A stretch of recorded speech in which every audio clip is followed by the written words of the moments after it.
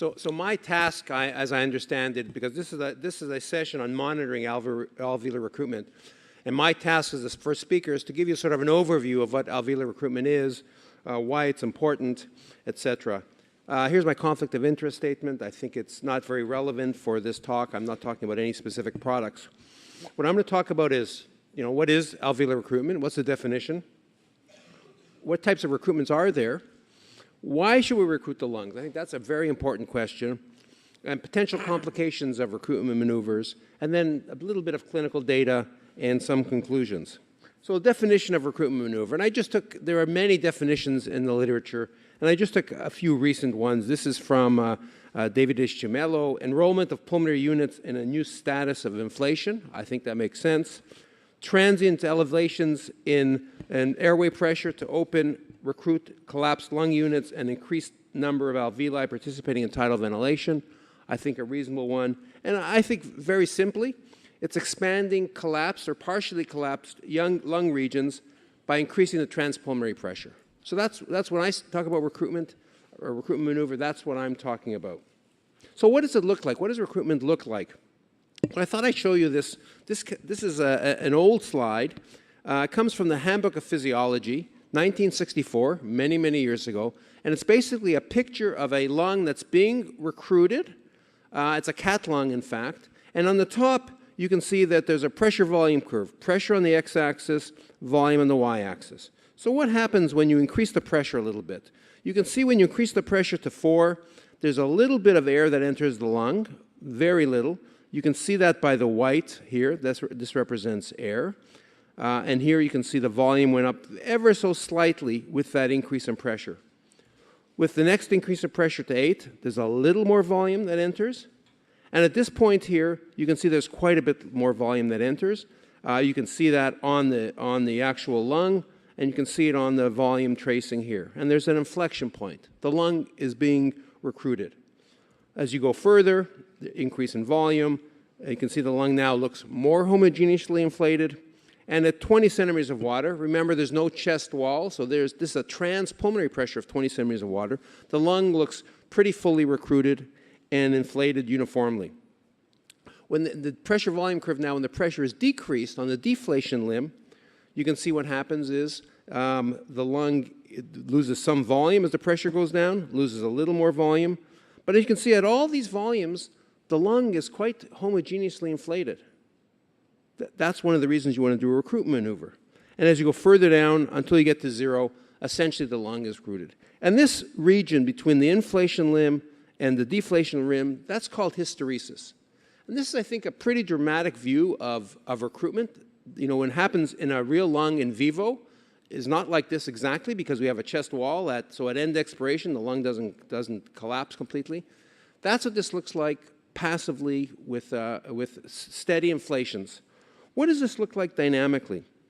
So this is a rat lung now. It's not a human lung, but I'm going to show you. This is a rat lung that's now going to be inflated with tidal volumes of about 7 ml per kilo, starting at 0 PEEP, and then going up to about 10 centimeters of PEEP or 15 centimeters of PEEP, and I'll tell you when that happens, just to show you what recruitment looks like dynamically. So let's get this started. Okay, here's the lung. You can see here that the lung is de-recruited here. There's collapse here, collapse here. With each inflation, there's the recruitment and de-recruitment. Now the PEEP is increased. And you can see now with each inflation, look what happens. The lung gets recruited. The areas of the lung that were collapsed are no longer collapsed. That happens in different regions and happens here. This is the final area that you'll notice. And the lung is now completely recruited. Next breath, keep the PEEP. We're now going to decrease the PEEP. The PEEP goes down to 0. First inflation, pretty uniform inflation. But look what happens afterwards. The very next breath, you can see that there's areas of lung that are de-recruited again. So I show you this because I think it gives a physical picture to what lung recruitment looks like and why we recruit the lung. Recruit the lung to open it up, but you can see a couple of things. It takes some time for the lung to be recruited. Here, it only took 4 or 5 breaths because it's a normal lung to start with. If you have a diseased lung, ARDS lung, it can take much longer. It can take up to hours. The other thing is when you recruit, and now if you don't increase the PEEP, you can see quite quickly the lung de-recruits. So I think this gives a visual picture that's worthwhile thinking about the rest of the afternoon as you think about recruitment and why it's important. Now, what are the ways to recruit the lung? Well, I just showed you one increasing PEEP. There's a number of types of recruitment maneuvers, and I'll show you a picture of this. There's sustained inflations, 40 centimeters of water, for example, for some period of time, 40 seconds. All that, of course, is somewhat arbitrary. There's pressure control ventilation where you can increase the PEEP. There are sighs. They are recruitment maneuvers. We sigh a number of times an hour, probably to recruit the lung, probably areas of microatelectasis. That's why humans sigh normally. There are other approaches, and these are just schematically the recruitment maneuvers I talked about: sustained inflation, incremental PEEP, and decremental PEEP, and pressure control ventilation, where one just increases the level of PEEP. Other approaches are prone ventilation. Prone ventilation recruits the lung, decreases ventilator-induced lung injury. For a while, there was a big interest in liquid ventilation, much less interest in this now because of a negative trial, but it's a way of recruiting the lung, an interesting way of recruiting the lung. And variable ventilation, where you have not having a fixed tidal volumes that change in size. The larger ones basically are like sigh maneuvers. So why do we recruit the lungs? Why should we bother recruiting the lungs? Well, a number of reasons. One is to decrease atelectasis. That'll lead to an improvement of oxygenation. That's been known for many years, at least 50 years, and to improve right ventricular hemodynamics. I'll show you this one study from Duggan. This is from Brian Kavanaugh's group, looking at atelectasis, vascular leak, and lethal right ventricular failure in uninjured rats. So the hypothesis they had was that ventilation, if you didn't do a recruitment maneuver, could induce injury in lungs that otherwise were relatively normal. So they used anesthetized rats, ventilated them with or without recruitment maneuvers, and that the recruitment maneuvers are shown here, and the groups are shown here. And they had a number of endpoints, including microvascular leak, echo, which is important, EM, and mortality. And I'll just show you the results very briefly. Here's the final PO2 in the recruited lungs on the left and the non-recruited lungs. Not surprisingly, the PO2 was lower. That's certainly very expected. Here, however, is interesting, and look in terms of echo, this is right ventricular impedance impairment score. 0 is normal, 12 is markedly abnormal, and you can see after 120 minutes, there's marked right ventricular impairment in the group that was not recruited. After recruitment maneuver, just opening the lung somewhat, there was a marked decrease in that impairment. And that was associated with a decrease in mortality in these rats. So we think about recruitment usually in terms of what I'm going to talk about next, decreased ventilator-induced lung injury, but it's also important to think about what happens with a recruited lung in terms of impact on right ventricular function. So I would say most people think about recruitment in terms of oxygenation, of course, but also in terms of can it be a way to decrease ventilator-induced lung injury. And I think that this editorial by Burkhard Lachmann probably led the way in this regard. He was the one who coined the term, and I think it's a great little phrase, open the lung and keep the lung open. And the concept here was if you keep the lung open, you can reduce ventilator-induced lung injury and improve oxygenation at the same time. Well, what's the basis for this? Well, I think the fundamental paper in this area is by Jerry Mead way back in 1970. He looked at stress distribution in the lung. They had a theoretical model, then they had a physical model made up actually of condoms that were put together to sort of look like a lung. And what he showed was that in an unexpanded region of the lung, if you have an area of atelectasis beside an area that's relatively well inflated, you can have an increase in stress that varies as the transpulmonary pressure times the volume over the unexpanded volume to a factor of 2/3. What that means is the stresses in these regions can be amplified from 30 centimeters of water up to 140 centimeters of water because of the inhomogeneity. The key issue here is the key factor is inhomogeneity. So if inhomogeneity is a problem, is there a way to homogenize the lung? Well, there's two ways. One, we say keep the lung collapsed. And if you don't inflate it, that's fine. Keep the lung deflated. Or the other is, can you inflate the lung and keep it then more uniformly inflated, and therefore decrease these stresses. There are other stresses and other issues if you do that, but that's sort of the concept. One of the studies that looked at this is Peter Rimmensberger. The idea here was to look at the effect of a recruitment maneuver on lung injury. So this was an ex vivo lung model, 2 hours of ex vivo ventilation. Essentially, what we did was use the model I showed you before, the video, and had a control group with CPAP, basically for 2 hours, kept the lung inflated. Then PEEP used less than the inflection point. PEEP less the inflection point after a sustained inflation, after a recruitment maneuver, or PEEP greater than the inflection point. And here is what it looked like schematically. So here is the pressure on the x-axis, volume. Here's the pressure volume curve. You can see here, this is the group with PEEP greater than the inflection point, relatively high. Group without a sign maneuver, sustained inflation maneuver. You can see that the volume and pressure are shown here. Pressure and volume are shown here. After a sustained inflation, after recruitment, you now have the ventilation occurs on the descending limb of the pressure volume curve. So what's the impact of this? The PEEP level was identical, as you can see. Well, here are the lungs that were not ventilated, pressure versus volume, before and after the 2 hours, not ventilated, no change in the pressure volume curve essentially. Here is PEEP greater than the inflection point, overstretching the lung, and you can see that after 2 hours, the post-PV curve was decreased. There was a decrease in compliance. What happens without the sign maneuver? And you can see now this is ventilation below the inflection point. You can see that the results look pretty similar to this. In fact, worsening. If you look at the pressure volume curve down here, worsening of the pressure volume curve compared to not ventilated. And what happened in these animals if you provided a sustained inflation? You can see essentially no change in the pressure volume curve, suggesting that by inflating the lung, by recruiting a lung, you can decrease ventilator-induced lung injury. Same ventilatory setting, same PEEP level, same tidal volume. It wasn't just the pressure volume curve. When the pathologists looked at these in a blinded fashion, you can see the degree of injury. Look at the total airway injury score. Higher is worse. You can see with the sustained inflation, relatively low score, in fact, lower than the other two groups, but much lower than PEEP less the inflection point without the sustained inflation. So evidence that sustained inflation in this admittedly not clinical model could show a decrease in ventilator-induced lung injury. And there's many other studies that have looked at the beneficial effects. As with any therapy in the ICU, any therapy in medicine, we also have to think about, excuse me, what are the detrimental effects? And there are detrimental effects of recruitment.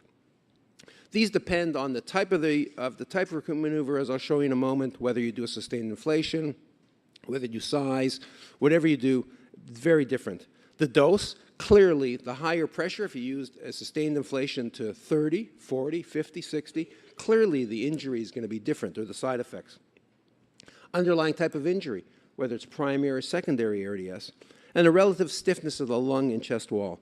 Because the importance here is that we usually think about an inflation, a sustained inflation, thinking about what the airway pressure is.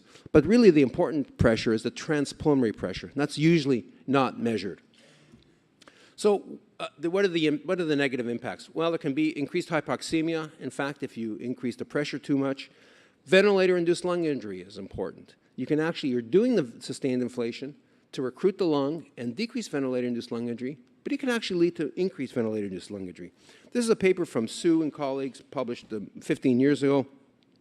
Looked at a lung lavaged rabbit model.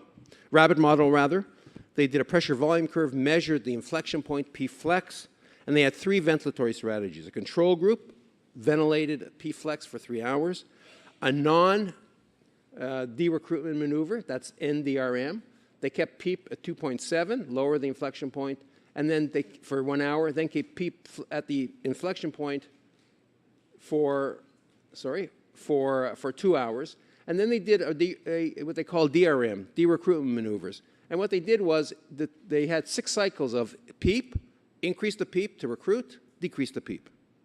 Increase the PEEP, decrease the PEEP, over a matter of, these lasted 10 minutes or 20 minutes. The average length of time that the animal spent at 2.7 or peak of P-flex was identical in both, but you can see that one allowed the lung to be recruited, de-recruited.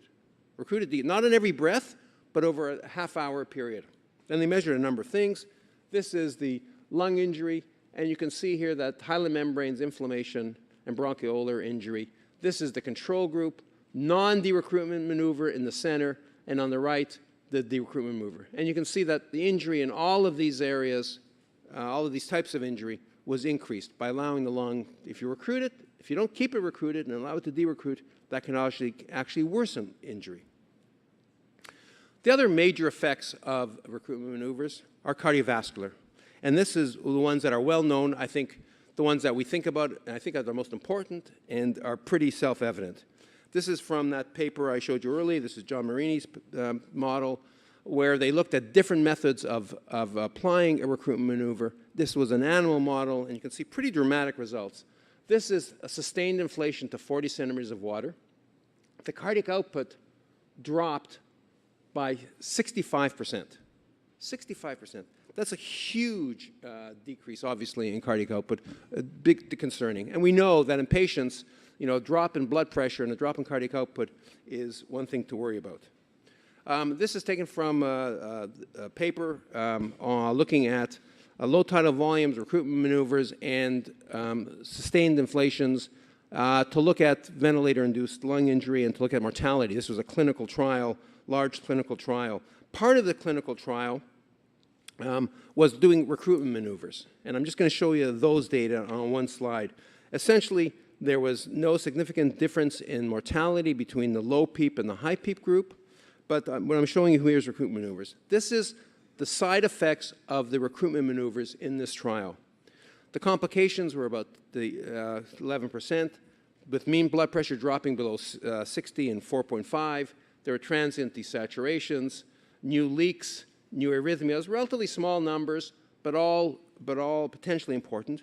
And 1% of patients, 3 patients, soon after the recruitment maneuver, developed new onset severe barotrauma, and 2 patients eventually died due to this severe barotrauma.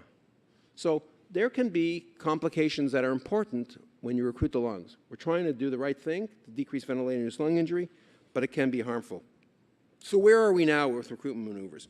Well, if you think about this, what we have is a balancing act. We're trying to reduce ventilator-induced lung injury with low volumes, high pressures. We're trying to decrease oxygen toxicity, which we can. We do recruitment maneuvers.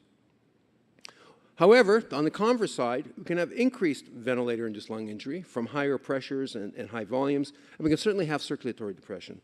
So where are we? Well, there was one meta-analysis that looked, or a couple of meta-analyses. This is one that looked at recruitment maneuvers in adults with ARDS. And this is the forest plot from that, and essentially shows that it looks like the recruitment maneuvers, now this is in the context of open lung ventilation, showed a decrease in mortality, and just recruitment maneuvers had a not quite significant decrease in mortality. So the data suggests that there is a decrease in mortality, but it's certainly not very persuasive. So what are the conclusions? Well, I think use of recruitment maneuvers, there are multiple approaches. The prone position has a lot of evidence for it. I'd suggest that is a very useful approach. Increased CPAP, PEEP, there's a number of approaches which I mentioned. This can lead to greater homogeneity, but can never completely homogenize the lung, or you'd have to be at such a high volume that you're going to kill the patient due to impact on hemodynamics. And it may be associated with decreased ventilator-induced lung injury. There are, however, a number of caveats. The effectiveness depends on many factors. I mentioned some of them during my talk. The key issue here is that we have not come to consensus about what the best approach is to do these recruitment maneuvers, to recruit the lung. Implementation varies, I would say, almost dramatically, from the odd sign maneuver to the kind of high sustained inflations that I talk about. It's important, no matter how you do it, to monitor hemodynamics. I think that can be acutely life-threatening. And at post-recruitment maneuver, it's important to think about how do we make sure the lung stays recruited. Because I showed you, if you allow it to de-recruit, you may actually be doing more harm than good. And I think that the potential advantages would benefit from clinical trials that address this directly. The key issue, of course, in all of these, if we're going to do a clinical trial, how do we monitor recruitment? And in fact, that's the topic of a number of speakers this afternoon. What I've tried to do is give you a little bit of background, so when you listen to the speakers, you have some idea of sort of why we do it, how we do it, and is it useful. Thank you very much, and I'd be happy to take some questions.